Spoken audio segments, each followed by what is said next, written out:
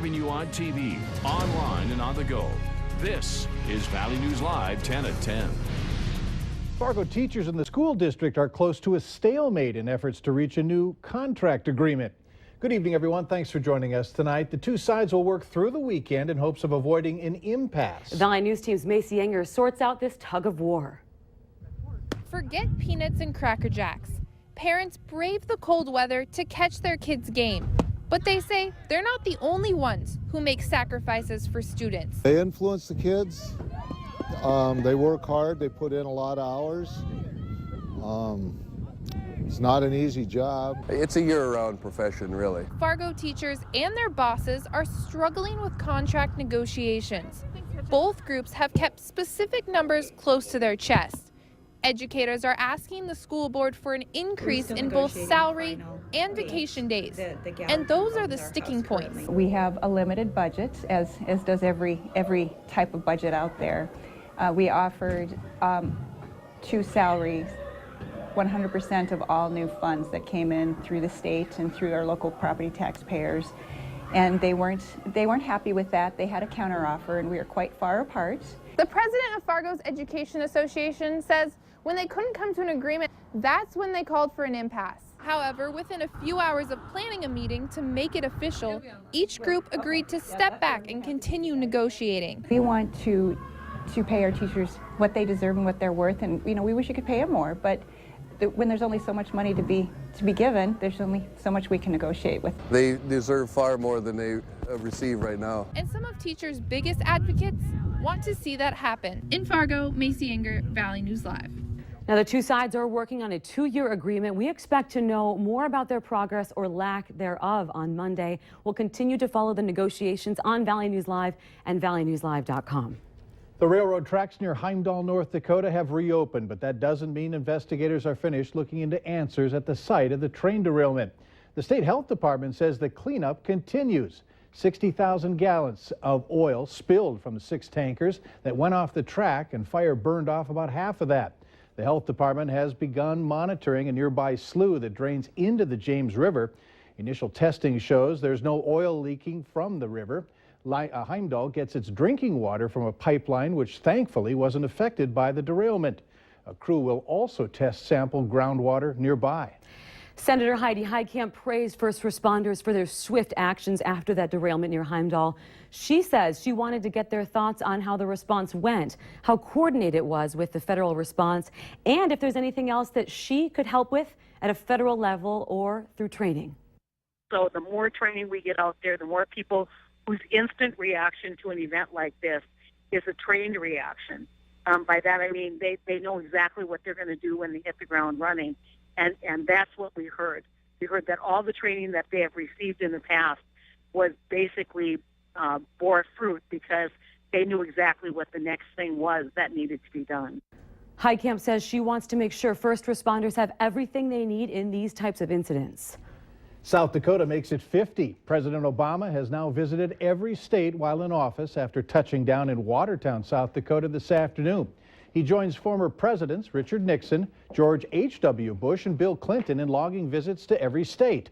Obama has made sure to check off first visits to Utah, South Carolina, and Idaho in recent months before finishing the full 50 today. The president was scheduled to deliver a commencement address at a Watertown community college. George W. Bush finished his presidency one state short of 50, missing out on a visit to Vermont. Moorhead Public Service says $480 to license a solar panel is a discount if you're serious about going green. It's part of a new proposal aimed at creating a solar garden near the wastewater plant on the north end of town. Moorhead Public Service officials say the time is right. The wind turbines are at the end of their useful life, and government mandates are requiring them to get more energy from renewable sources. I think it's a cutting edge kind of thing, and like I said, I would love to see an incentive saying, hey, you move to Moorhead and here's a panel. Now, with the equipment offered by the utility company, it would take about 26 panels to power the average home. There's been an all-out effort this past week to make sure the annual Springfest celebration in Grand Forks doesn't happen. This year, the city and UND canceled the annual beer blast at University Park that was held every year before finals week.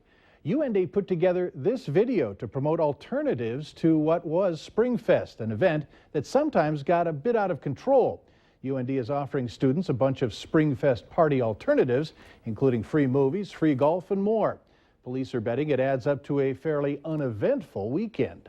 What we're wanting people to do is make sure that they're safe. They're safe on campus, they're safe when they're commuting, and overall just safety. That's what we're looking for. And it's not your goal tomorrow to write out 200 tickets? Absolutely not. No, our goal is to keep everybody safe when they're here on campus. If you'd like to learn more about the Press Pause events or watch the entire campaign video, we have it for you on our website. Go online to valleynewslive.com and click on this story. The Prairie Stone Center along 45th Street South in Fargo filled with businesses when it first opened about a year ago. But one of the first ones to move in has already closed its doors. Valley News Team's Krista Bayham takes a look at what happened and how others are doing. Welcome to Potbelly. A phrase Dylan Soderstrom has been saying since Potbelly's opened nearly 8 months ago as the first place to serve up a meal in the Prairie Stone Center. Very strong opening. I think it helps that they have locations in the cities, so a lot of people knew our name already. Potbelly's, Panda Express, Chipotle, all known names, but new to Fargo, that have seen business boom since moving in on 45th. So when we came to this area, we had a lot of people that were super excited that we were here.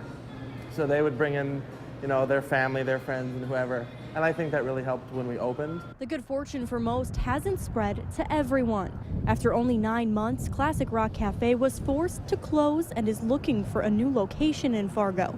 An official says Prairie Stone Center didn't bring in the number of customers they had hoped. It's the spot within that location. I think if we were on the other side of the property, it would be a much different picture. I mean, a lot more visibility on that other side there. Despite being located at a busy intersection, visibility and no large signage became the cafe's biggest problems as more businesses moved in and took over. Plus, no drive-through, a combination it couldn't overcome. A drive-through is really, really critical for the coffee business. It's a convenience business. And unfortunately, we don't have a drive-through at that location. We thought maybe we could overcome that. And it helps to have the drive-through, especially. It's North Dakota, so winter, rain, anything, any bad weather. The minivan full of kids. There's a lot of people who favor the drive-through. Whether it's for food or a quick coffee, it's a tool Classic Rock Cafe will consider as it looks to find a new home and better business. Krista Bayham, Valley News Live. And since opening, the Prairie Stone Center is nearly 75% full and looking to add more retail to fill up. Here's a heads up. Starting Monday, Fargo will have more roads you'll have to think about avoiding as you drive into work. On Monday, the westbound lane on 1st Avenue North will be closed. That's from 2nd to 4th Street. The closure is necessary for the relocation of utilities in preparation for the construction of a flood wall and relocation of 2nd Street North. Now, this closure is expected to be in place for a couple of months. It's the first of 4 phases of the utility location project. The entire project is expected to take a total of about 4 months to complete. It's Friday, time to get a look at this week's Valley's Most Wanted. Police say Sean Madigan is wanted for felony theft. Call police if you have any information on where he is. News Live.